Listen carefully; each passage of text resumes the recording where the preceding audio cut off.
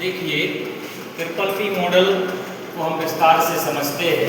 किस प्रकार से सरकार इन मॉडल के तहत कार्यों को करवाती है, इनका एग्जाम्पल समझने की हम कोशिश करते हैं। मान के चलें, भारत सरकार के द्वारा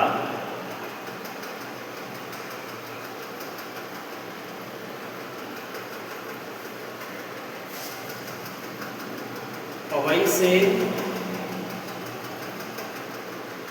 पन्ना के लिए कोई सड़क का निर्माण करवाना है।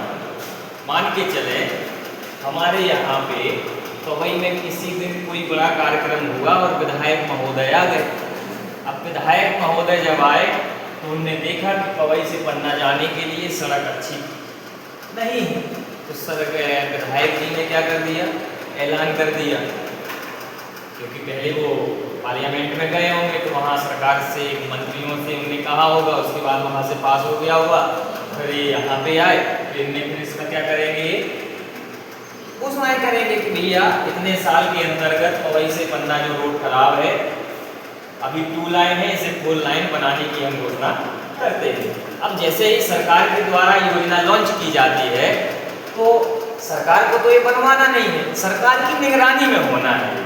सरकार कोई भी कार्य स्वयं नहीं करती है, वो किसी न किसी कंपनी को दे देती है। तो जैसे ही यहाँ पर इस सड़क का बनाने का योजनाओं का घोषणा किया गया, तो अब इसके बाद सरकार का काम क्या होगा, वो पवई से पन्ना की दूरी कितनी है भैया, 60 किलोमीटर लगभग। अब सरकार अपनी ऑफिशियल वेबसाइट के माध्यम से एक टेंडर निकालेगी कि पवई से पन्ना की जो दूरी है वो 60 किलोमीटर है। पहले 2 लाइन सड़क जो थी, आज वर्तमान समय में यानी जो अब इसका काम होना है, उसे 4 लाइन बनाने के लिए हमें किसी न किसी कंपनियों की आवश्यकता है। इस प्रकार से वो टेंडर क्या करेंगे, लॉन्च करेंगे। अब जो गिनी चुनी या अच्छी पैसों वाली कंपनियां जो होंगी वो इस टेंडर में अपना आवेदन करेंगे। अब वो सरकार के ऊपर डिसाइड करेगा किस कंपनी को टेंडर देना है, क्योंकि जो उचित लगेगी सरकार को, सरकार उसी कंपनी को क्या देगी, टेंडर देगी। अब जिस कंपनी को जब टेंडर मिल जाएगा, मान के चले कोई एक कंपनी है आकाश के नाम से, आकाश के नाम वाली कंपनी को क्या मिला, सड़क बनाने का टेंडर मिला। आगे बात समझ में। अब सरकार यहाँ पे 1 रुपया नहीं देगी, अभी पैसा लगाने की आवश्यकता किसे पड़ेगी, जो कंपनी आकाश लिमिटेड कंपनी जो है, उस कंपनी को सारा पैसा जो उसमें लगना है वो पैसा कौन लगाएगी, कंपनी, प्राइवेट कंपनियां लगाएंगी।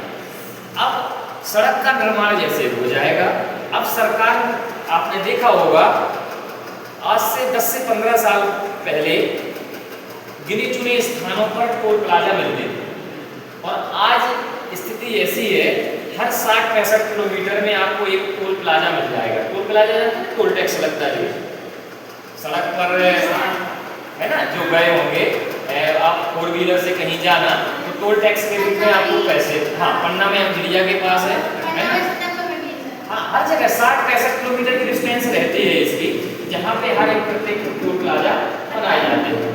तो सरकार के नियम के अनुसार अभी पैसा टोटल किसने लगाया, कंपनी ने लगाया। अब कंपनी पैसा कहाँ से कमाई थी, जो टोल टैक्स रहता है, टोल टैक्स का पैसा किसके पास जाता है, कंपनी के पास। सिंपल सी बात है, आपने किसी कार्यों को कराने के लिए जो पैसा लगाया है, वो पैसा आपको कहीं ना कहीं से मिलना चाहिए, तभी ना आप काम कराएंगे, अपना पैसा खर्च करेंगे।